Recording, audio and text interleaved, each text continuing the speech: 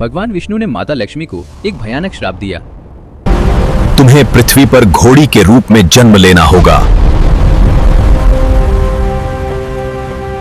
और उस श्राप के कारण माता लक्ष्मी घोड़ी बनकर धरती पर जन्म लेती हैं। जब एक समय विष्णु लोक में भगवान विष्णु माता लक्ष्मी के साथ विराजमान थे, उसी समय समुद्र मंथन से उत्पन्न हुआ दिव्य श्वेत अश्व उच्च श्रवा वहां प्रकट हुआ। ये घोड़ा केवल सौंदर्य ही नहीं बल्कि देवताओं में अत्यंत शुभ और अद्भुत माना जाता था।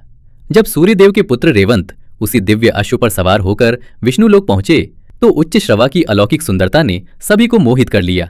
माता लक्ष्मी भी उस घोड़े के सौंदर्य में इतनी तल्लीन हो गई कि वे भगवान विष्णु के प्रश्नों का उत्तर तक न दे सकीं। उनका ध्यान प्रभु से हटकर उस अश्व पर केंद्रित हो गया। ये दृश्य देखकर भगवान विष्णु को ये अनुभव हुआ कि लक्ष्मी का चित्त उनसे हट गया है। कुछ पौराणिक कथाओं के अनुसार इसी क्षण विष्णु ने शुद्ध होकर माता लक्ष्मी को पृथ्वी पर घोड़ी के रूप में जन्म लेने का श्राप दे दिया। श्राप का अर्थ समझते ही माता लक्ष्मी अत्यंत व्याकुल हो उठी और उन्होंने भगवान से क्षमा मांगी। तब विष्णु ने कहा कि ये श्राप स्थायी नहीं होगा। वे तब तक पृथ्वी पर रहेंगी जब तक उस रूप में एक पुत्र को जन्म न दे दें। उसके बाद वे पुनः वैकुंठ लौट सकेंगी। धरती पर माता लक्ष्मी घोड़ी बनकर श्राप से मुक्ति के लिए भगवान शिव की घोर तपस्या की। उनकी भक्ति से प्रसन्न होकर शिवजी ने विष्णु को निर्देश दिया कि वे स्वयं पृथ्वी पर जाकर लक्ष्मी को श्राप से मुक्त करें।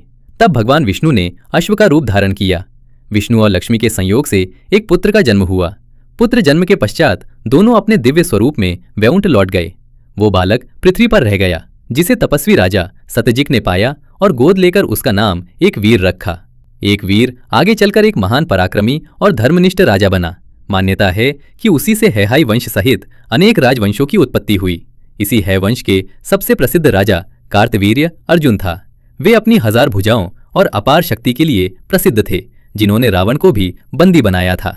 तो लिखिए, जय श्री हरि।